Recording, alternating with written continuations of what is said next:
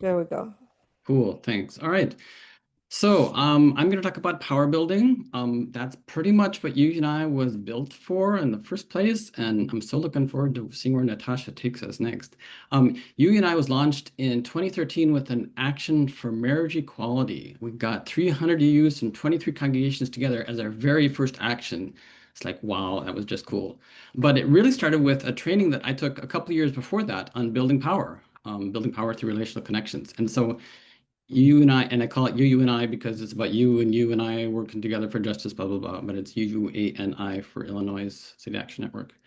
You and I's mission comes directly from that training that I took in 2011, which is to build power among you congregations to accountably advocate in solidarity with those impacted by injustice. Can anybody just tell me why do you think we build power? Why build power? Just shout it out. To win. To win. Thank you.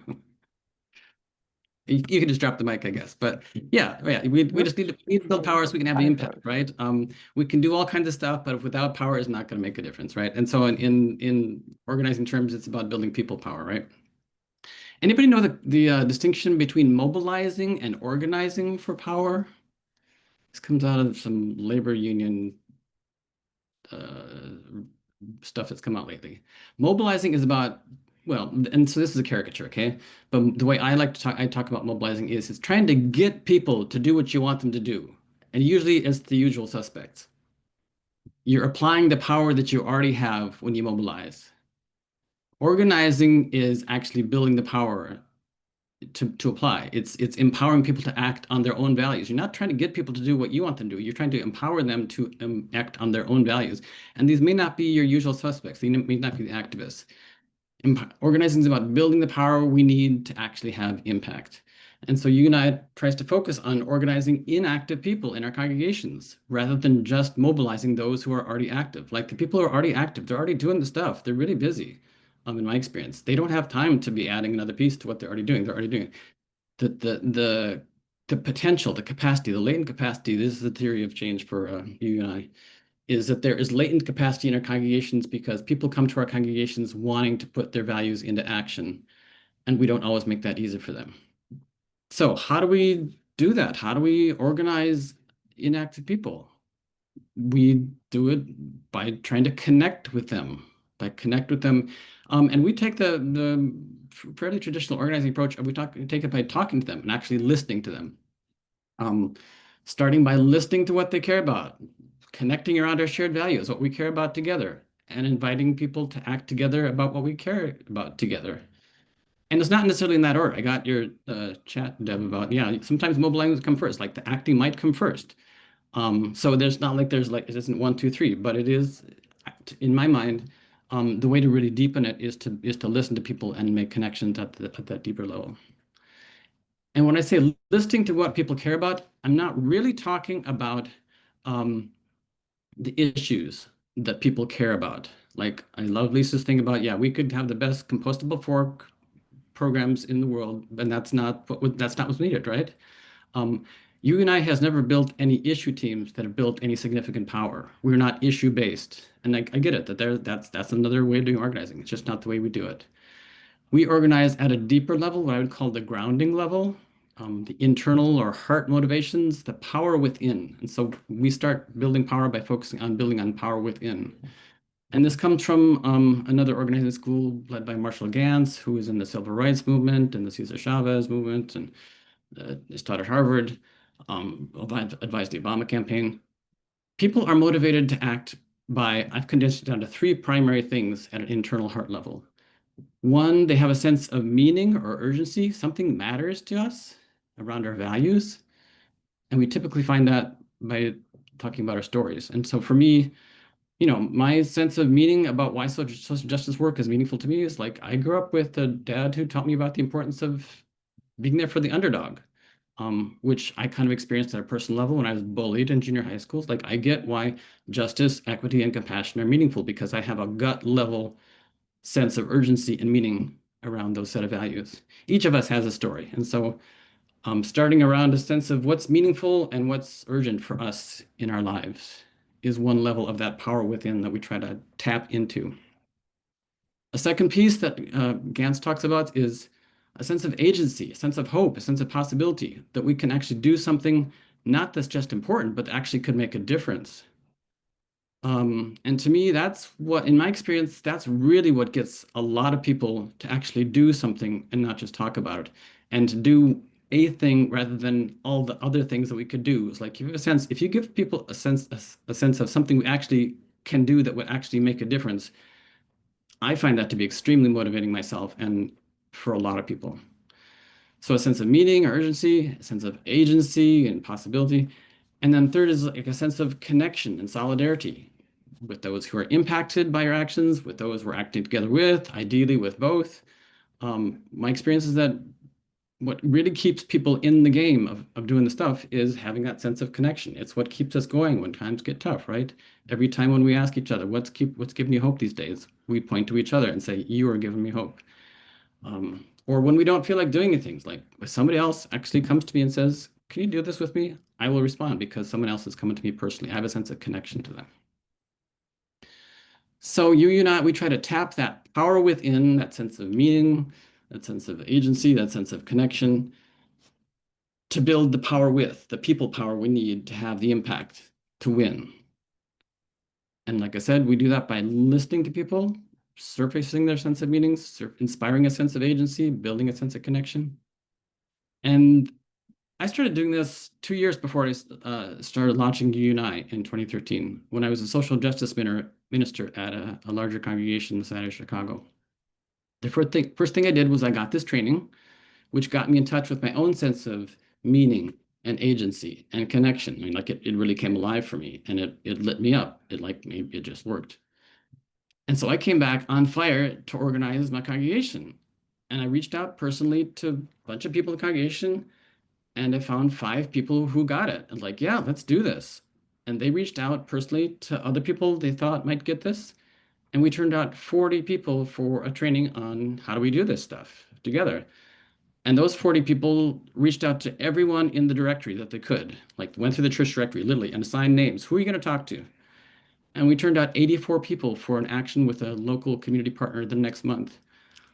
And this was 84 people in a room of 1,200 other people who had been reached out to personally by other congregations or other organizations. And it was a meeting with the state governor and other elected officials. And the governor at the meeting announced that he was going to release $20 million for affordable funding because we were showing him we had some power. And the state legislators committed on the spot to agreeing to work to pass a bill to ban the box. Like they didn't come to into the meeting saying they were going to do that. They saw the power we had, and they made a commitment. So at the congregation level, we had created a network to turn people out. And it happened in the course of a couple of months, frankly. It really happened really fast. They were so ready for it. I was ready for it. It was just good timing. And when the marriage equality campaign came to us, not so long later, they asked us, could we turn people out for an action at the office of a local state representative who was on the offense about marriage equality? Like he had a half right-leaning district, half progressive district. He couldn't take a stand. And so marriage equality campaign came to us and said, can you turn people out? We need a public show of support for him to get on board with this. He needs to have some backing. So we turned out over the course of, I think it was 4 days, we got 40 people to turn out in a crowd of 100. We were half the crowd pretty much outside of the state rep's office. And that wasn't the only thing that got him on board.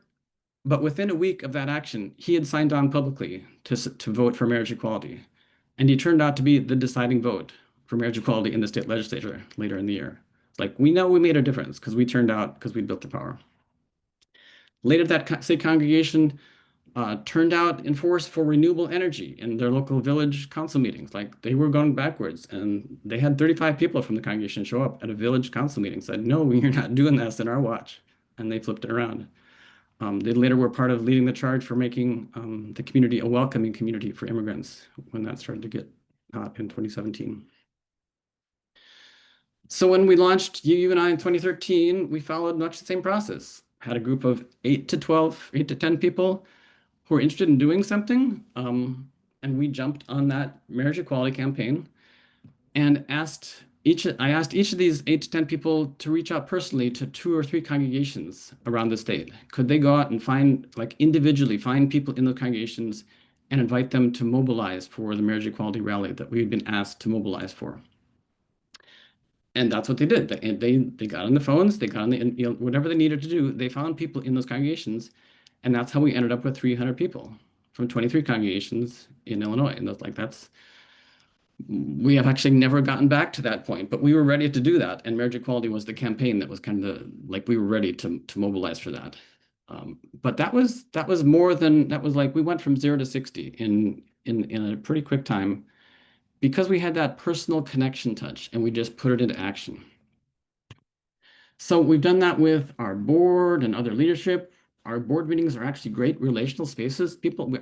Everybody says they love our board meetings because, like, I mean, you've seen bad board meetings, right? We have good board meetings because we start with a relational question every time. It's like, let's spend 10, 15 minutes talking about what's really important to us around this issue or this dynamic or what's happening in the world. Whatever it is, let's get into relational conversation about something that's really important to our work and let's talk about it together and let's hear each other out for a minute.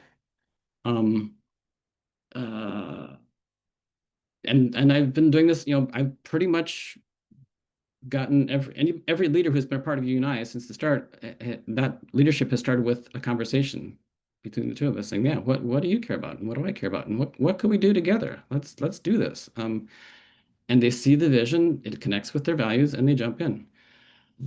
It's harder, I find it harder to keep that going in the congregational level because there's so many of them. We have 37 congregations in Illinois. Like I said, we've gotten 23 involved at one time or another. But it takes a lot of capacity to organize even a handful of congregations. And so I always feel like I'm juggling a lot of stuff, right? And I think one of the biggest mistakes I've made is I tried to do it all at once, right? I should have focused on 1 or 2 or 3 at a time and really develop those at a time. And I just didn't do that. So that was like a mistake you can learn from. Don't do what I tried to do, which was to try to go everywhere at once. I did workshops all over the state. I did trainings with lots of people, but I just didn't have the capacity to follow up. I didn't have a team to follow up with. I hadn't built the thing that I was trying to build. Some congregations even did their own listening campaigns. Like they took the model and they ran it and it worked. One congregation has been totally inactive with social justice. They started having these conversations with their members, with each other. And the first time that they had an action to turn out for, I think with 14 of the 17 people that showed up, they had talked to, like personally. And the second time it was 18 out of 21. It's like, it just works like magic when you actually talk to people individually and then personally make an invitation. Hey, will you come to this thing with me? Rather than just putting it in the bulletin or doing the email thing or whatever else it is. The personal touch was really the way to reach out and tap into that personal, that power within to get to the power with that we need to show up with in power. So finally it took one of my board members and one a co-director who was working with me for a couple of years to develop something we call a catalyst program, congregational catalyst program. This is identifying people in congregations who are interested in doing this kind of relational organizing work. People who are both interested and skilled at listening to other people, like asking questions, making connections, sharing visions, making invitations. We've done this in, I think a half a dozen congregations now. We found people like that, and then we pay them a pretty small stipend, but it's only an hour or two a week, partly to create capacity. The idea is let's create some capacity to do that congregational level organizing from within. It's like no one person or even team can organize 23, 37 congregations. But if you have someone in the congregation, they can do their congregation. And so that's what we've done is develop something we call this Catalyst program. I'd be happy to talk more about that, but just kind of to give you a taste of it, it really has taken off in the congregations where it's worked. Because these are people who are like, literally, their job is a couple hours a week, go and find people to talk to and invite them in and connect them with, if this is what you're interested in, this is how you can connect, and here's the team, and here's the people. It's actually an extension of both membership and social justice kind of married together in a program of outreach and inreach in the congregation. We have a BIPOC component of that. We have a BIPOC catalyst in one of our congregations to do that work more intentionally with people of color, to really intentionally engage them in what, and it's actually around building a drum chapter in the congregation. Empowering people to live out their values in their identities in ways that work for them and that build power for us together. So we got this Catalyst program. We have something we call our GRACE training program. It's an acronym that I guess I'm a little proud of because it's kind of cool. GRACE stands for Grounded, Relational, Accountable, Capacity Building, and Effective Social Justice Work. And I think the best thing I've probably ever done is I stopped doing that by myself and I developed a team to teach that. And so like that's gonna outlive me. And it's a pretty cool program. We've had almost 100 UUs across the state do the training. It's 10 hours spread out over a couple months. And it really is kind of immersing people in this model of how do we listen to each other in ways that really connect us and get us fired up about doing what it is we need to be doing. Because we all know we need to be doing stuff, but again, people who haven't found their way into what it is, this is their on-ramp into finding their way in to building power in the congregation. And then,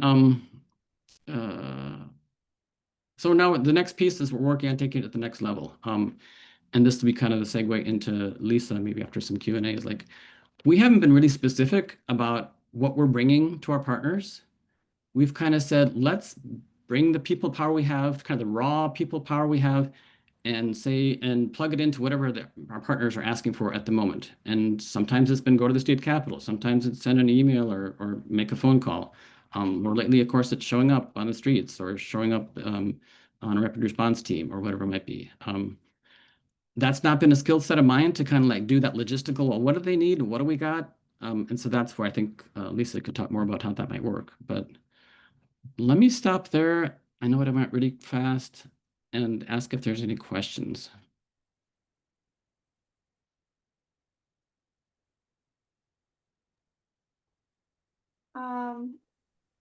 Yeah, I have a question. Yeah, please. Scott, thank you for sharing. I love that crash course, and there's some great stories in that. And with your Catalyst program, I might have missed this. Are these volunteers or is this a paid position? Because you mentioned it being Yeah, like a few hours a week.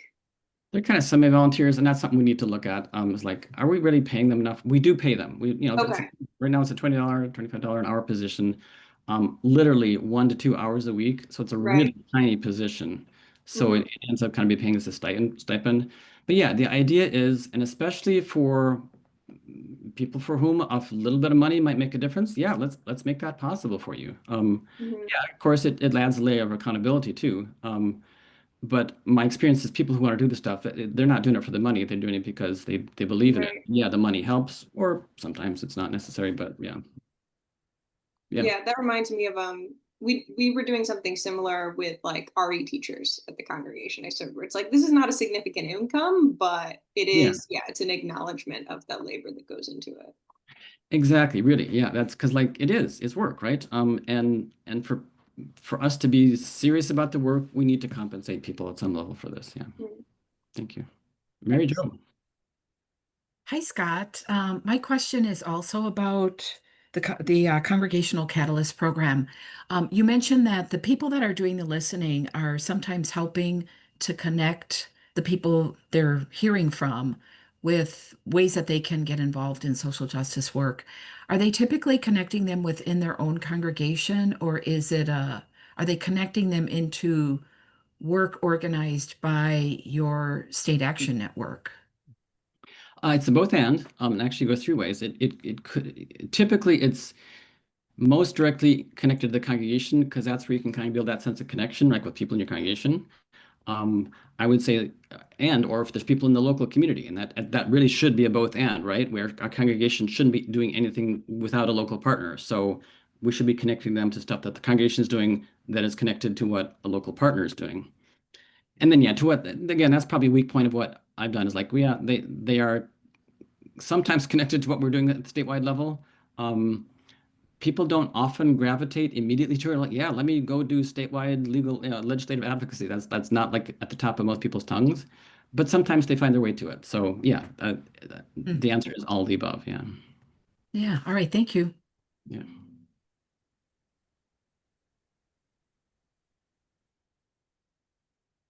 Any other questions?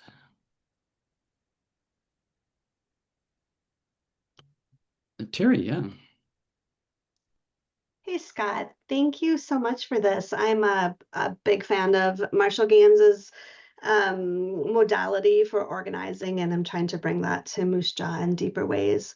And I think one of the roadblocks that I keep running into, and I'm curious if you've got ways that you've navigated this, is it's really been difficult to separate out an issues focus within the congregations. Like that is just the default that they go to. This is what I'm passionate about. I'm passionate about this particular issue, that particular issue, that particular issue. And it becomes sometimes a barrier in really trying to move through that or with that or beyond that, whatever the thing is. And I'm just wondering if you've got some thoughts around that particular aspect of it.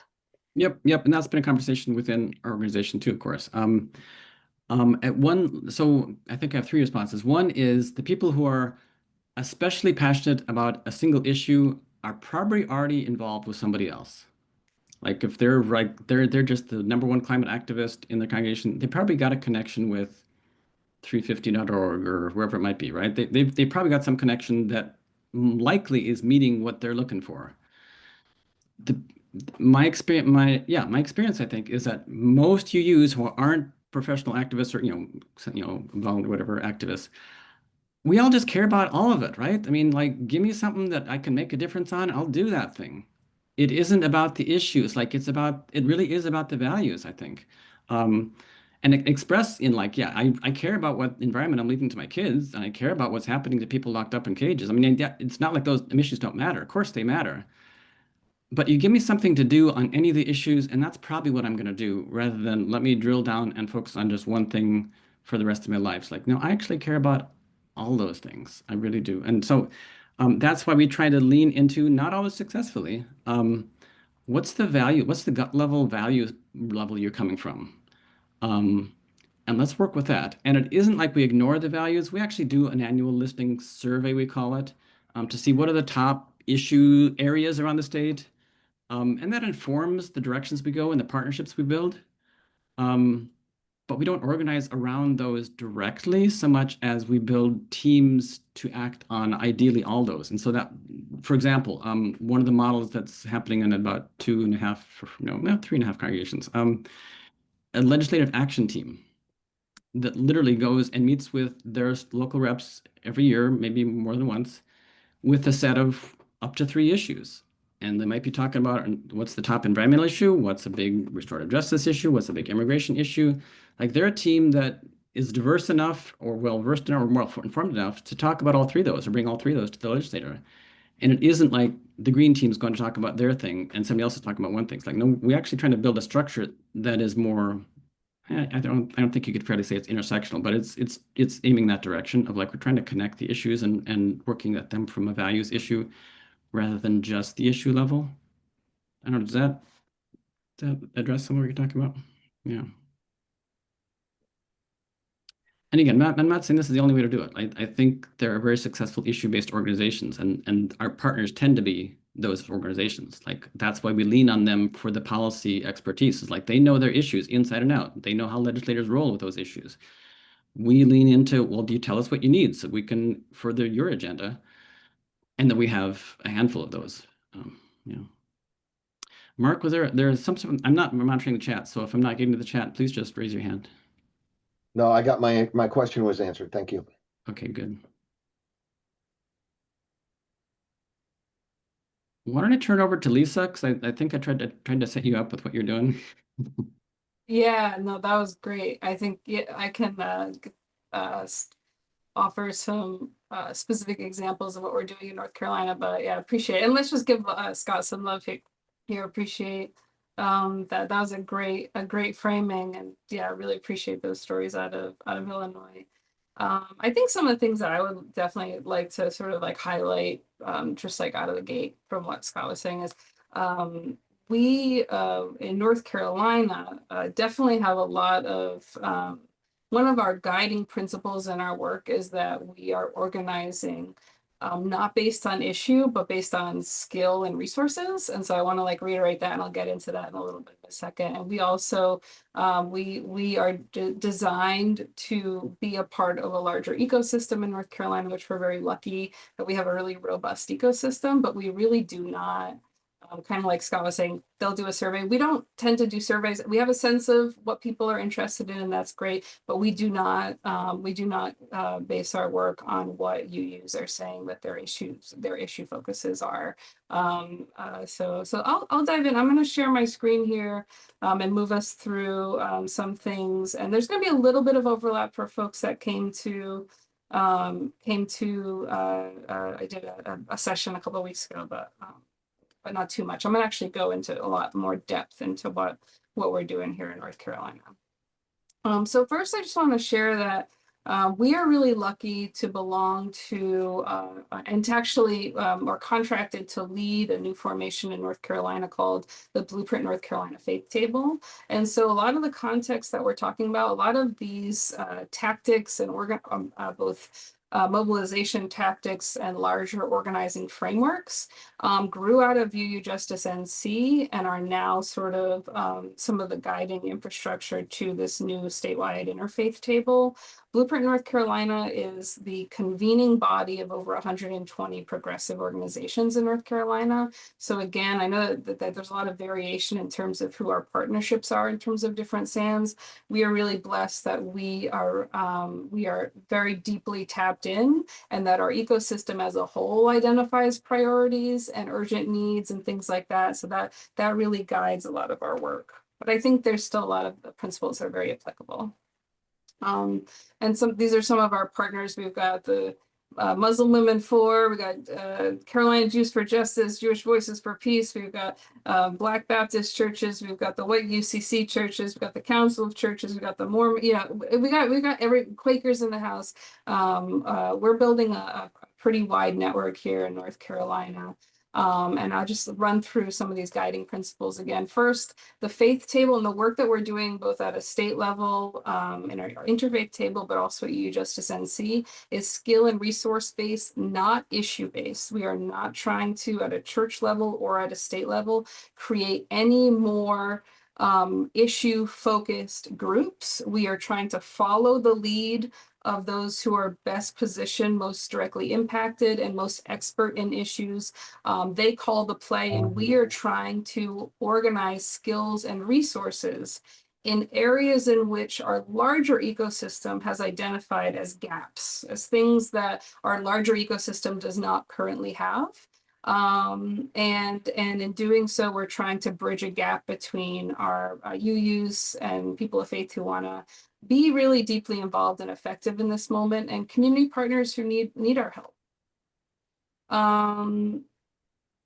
Yeah, I think I'll just move through this now. So I'm going to talk about 3 areas of focus today: advocacy and moral voice, infrastructure, and community safety and care. And I'll do a little bit of a deeper dive into some of the examples, just to give you a deeper sense about how we actually make it happen. So first, moral voice and advocacy. I want to begin by sharing a little bit more about some of the things that UU Justice NC does on a regular basis. So we have a thing called Friday Action Hour. And Friday Action Hour is an event that this week will be our 290th straight gathering of this statewide network. We started in May of 2020, and every week for 280 weeks, we have gathered with UUs across the state on Zoom. And the idea of Friday Action Hour is to create a space in which we can be deeply accountable in a very nimble way, in a very sort of quick and nimble way to the needs of our partner organizations. So every single week, so we are creating the context, we are creating the container in which every single week our partner organizations can say, hey, Lisa, this dumpster fire just happened. Can we have your folks making calls this week? Can we have your folks writing letters to the editor this week? Can we get everybody on the phone so that we're activating the 100 people we need in Raleigh tomorrow, that kind of thing.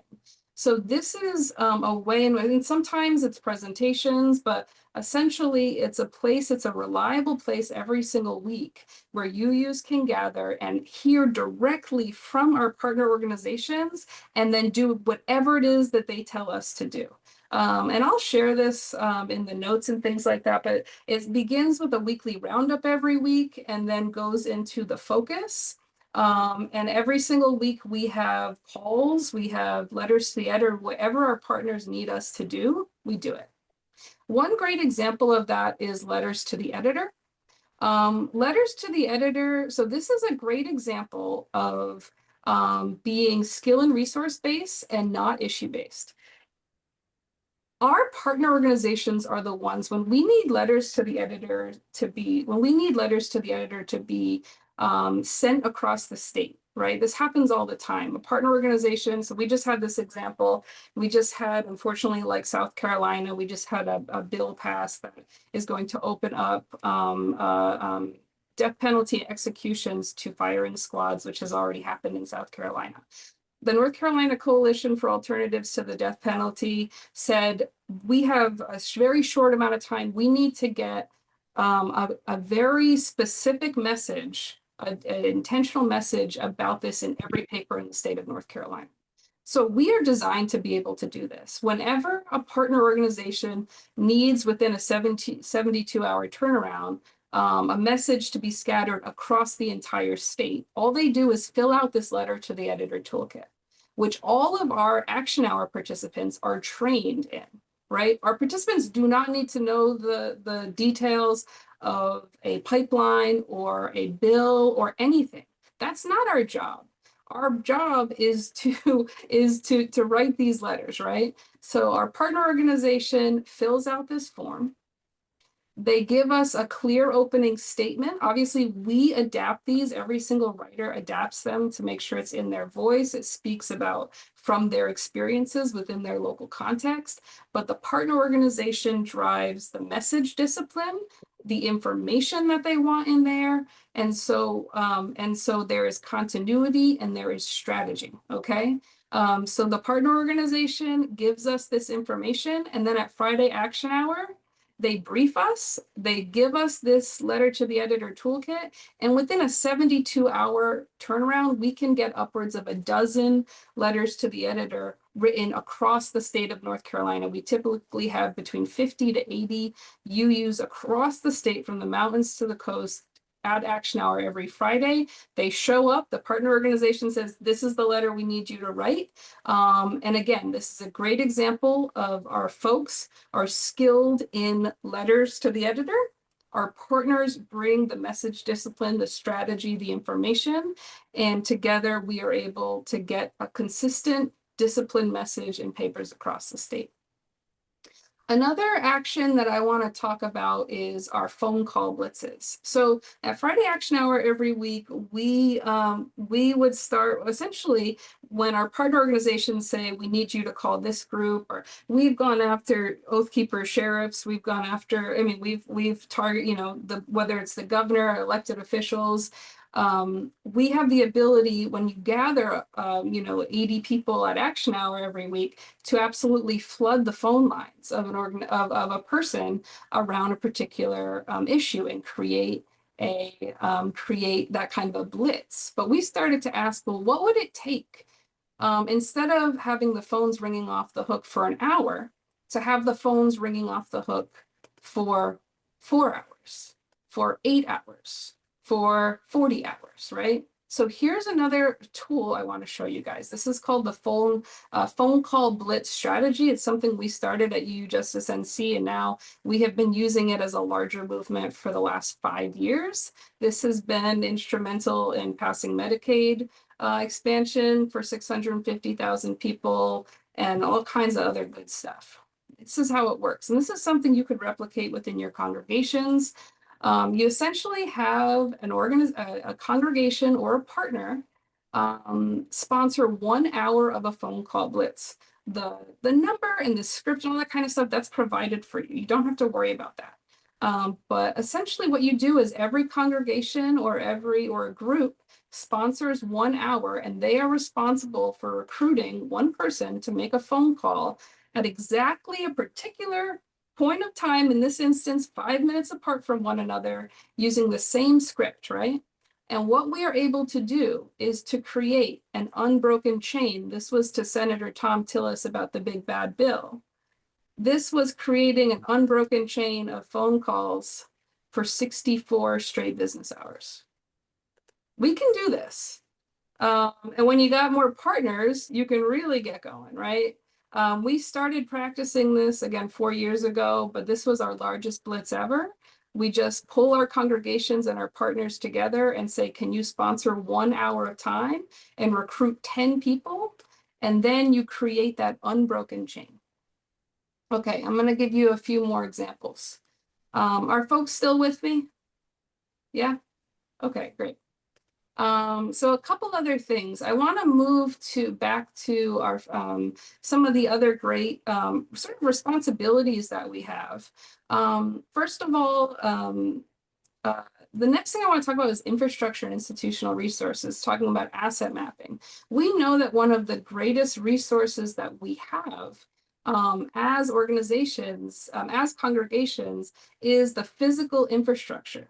We have the ability to, I'll give an example that I shared, I think last week, that, we had an example within our community a couple of years ago, where we had, or a couple months ago, right after Trump was elected, we were doing an ice watch training. Our movement was doing an ice watch training in Raleigh, and they reserved a spot that they just found that was for rent that could fit 50 people. The problem was 300 people showed up to that training, right?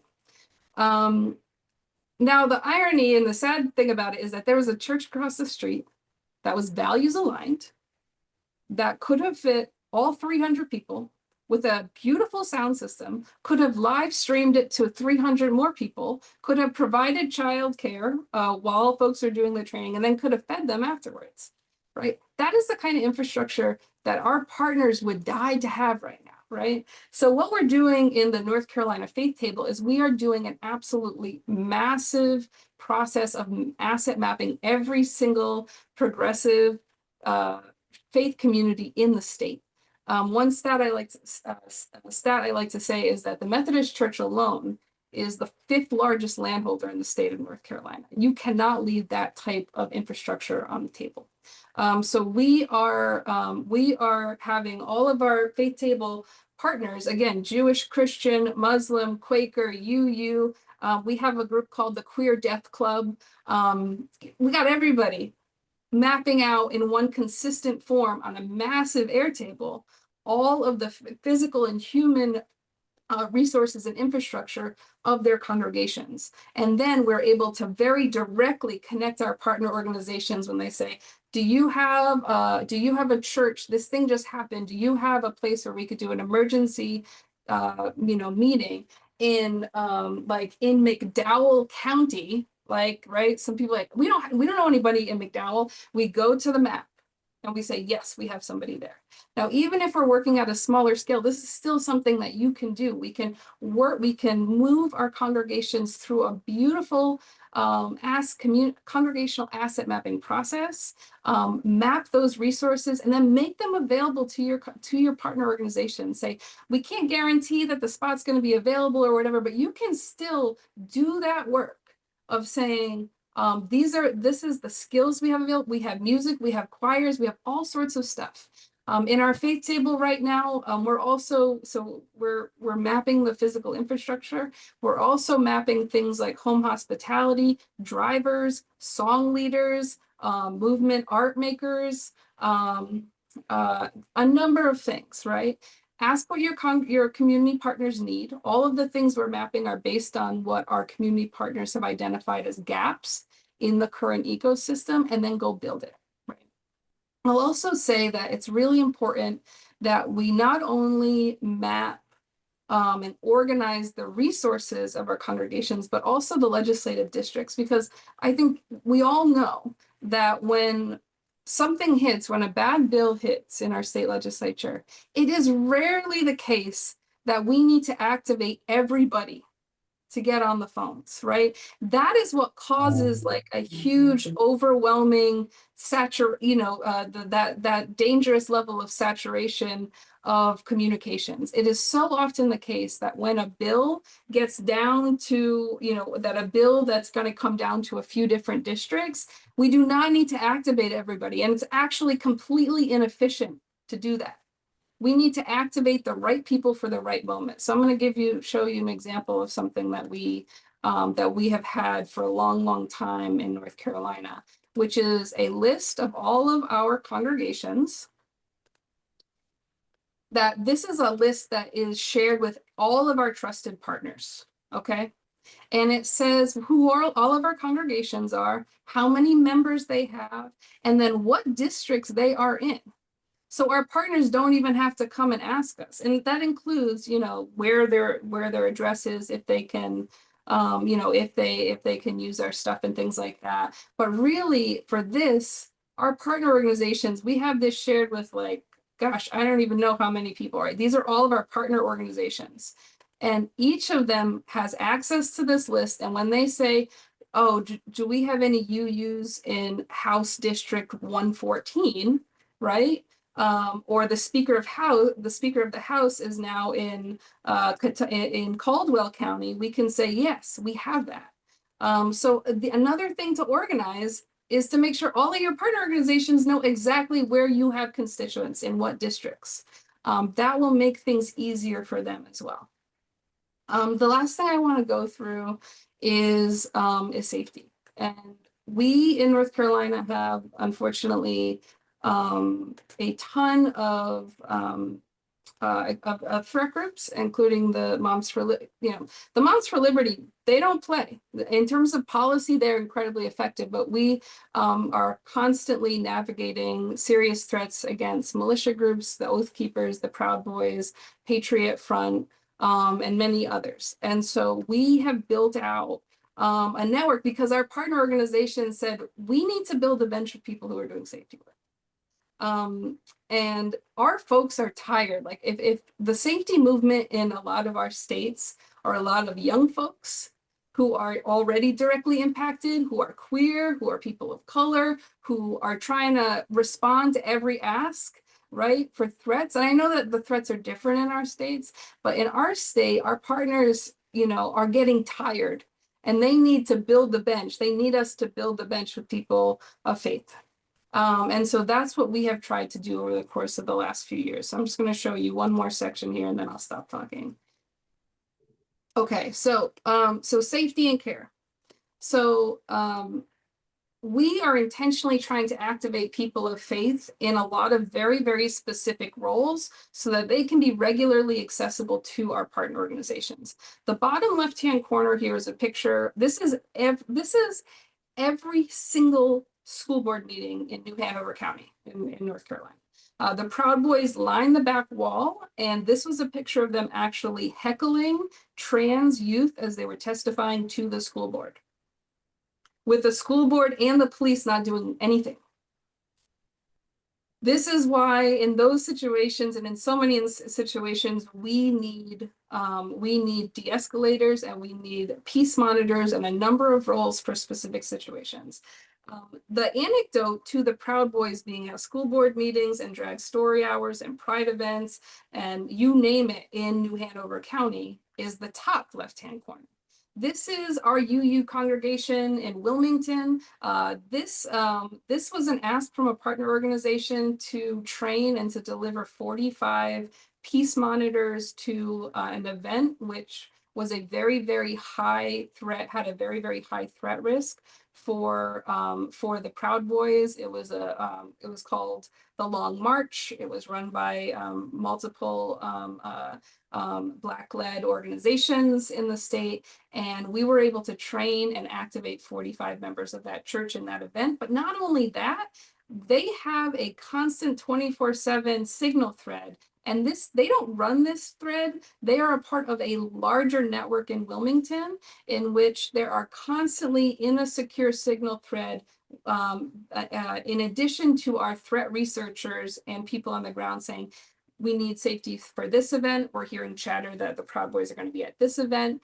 And they have a thread in which they can say who can be here, who can be here. And all these people are on that thread, right? And are able to respond, rapidly respond to serve as peace monitors for events within their community. That is a goal. That is just so beautiful.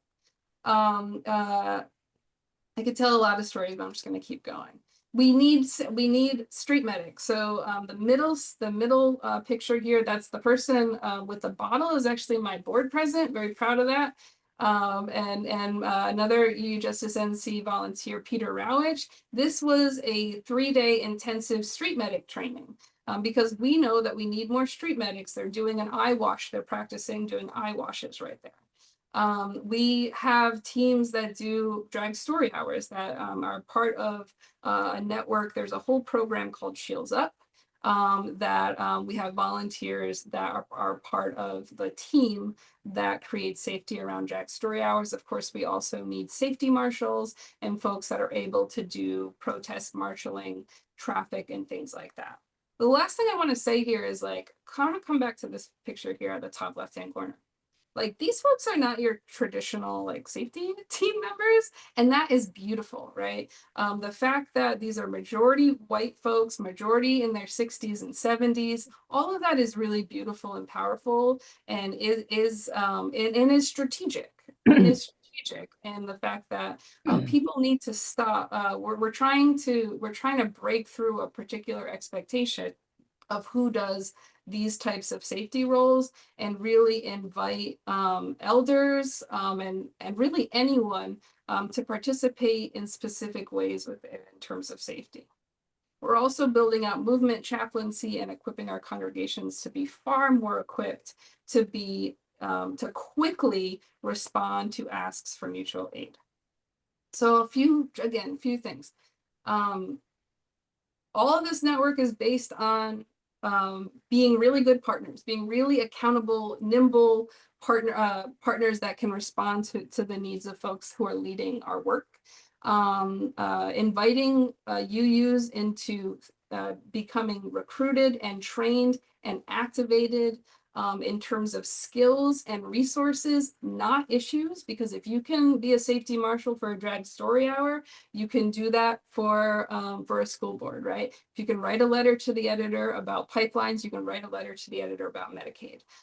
Moving them out of an issue-based structure and really saying, listen, this is what our movement needs. So let's organize these skills and create the conditions in which they are highly accessible to our larger movement. And I think that's all I'll say. And I don't know, I'll just open it up for questions. I hope I didn't talk too long. Yeah, Sue. Okay, how on earth did you start organizing this? Is it from the ministers? Is that who has to start it? Well, I think what Scott said, I mean, in 2020, I started in February of 2020, and it really just starts with building trust in congregations one at a time and building out really, really strong structures. I think, yeah, building relationships, but no, ministers do not have in my experience, ministers do not have the capacity to do any of this stuff. We have a liaison structure. So every single congregation, we have 28 in the state. We have about 22 who have a liaison. So building really, really deep relationships, we need the trust and the stamp of approval by ministers, but I don't expect ministers to be able to do anything. And I say that with love as a minister Well, who has worked in a congregation. I expect absolutely nothing from ministers, and just in the sense that we organize based on lay leadership. Okay, but what I'm asking you is, are they supportive? Do you start with them being supportive of this? I think it happens however it happens, but I think building that relationship is really, really important. Making sure that you have that. And we have structures in place that make that make our congregations' lives easier. So every Tuesday at 11 o'clock, every congregation in the state gets our Tuesday weekly email. It includes really tight promotional blurbs about Friday Action Hour, about national UU events, about calls to action. We are constantly providing, we just provided a 6-part safety series. Oh, I should have said that. We just did we're right at the end of our 6-part congregational safety series. We got a grant from the UU funding panel, and we are running that now. We're constantly trying to understand what our congregations need. We were able to secure a grant to provide free drug story hours across the state. So we're trying to make their lives easier. It is impossible for a minister in any given location to be in a relationship with all these partner organizations. Like, that's our job to do that. So I would keep thinking about, how are you able to make your congregation's lives easier? And yeah, I think that's key. Scott, I see your hand. Yeah, I just wanted to amplify that. I mean, ministers can supercharge a congregation's involvement, but if a minister's out front with nobody behind them, that's a bad place for them to be. It's a bad place for the congregation to be. And I've seen that happen. It's like ministers way out front and nobody's following, and that's not, so that's why I did not start with ministers either. No. Okay. I just want to quickly share our safety series as well. This is a great example. We have regularly had 135 participants across 18 congregations in this 6-part series, and we just had a great session on Monday about building and campus security. Nicole kicked us off with a philosophy and theology of community safety, so that all of our safety work is through an abolitionist lens. We have been trained in de-escalation and situational awareness. We had a big in-depth training by our state's top threat researchers around threat assessment. We did digital security on Monday, building and campus security, and our final session is specifically for ministers, staff, and board members around values-based risk discernment. This is another great example, I think, of what our congregations need right now, but also, like, we've had 135 people across 18 congregations. This is what our churches needed. And so we're really excited to deliver that and just try to make sure that we're constantly trying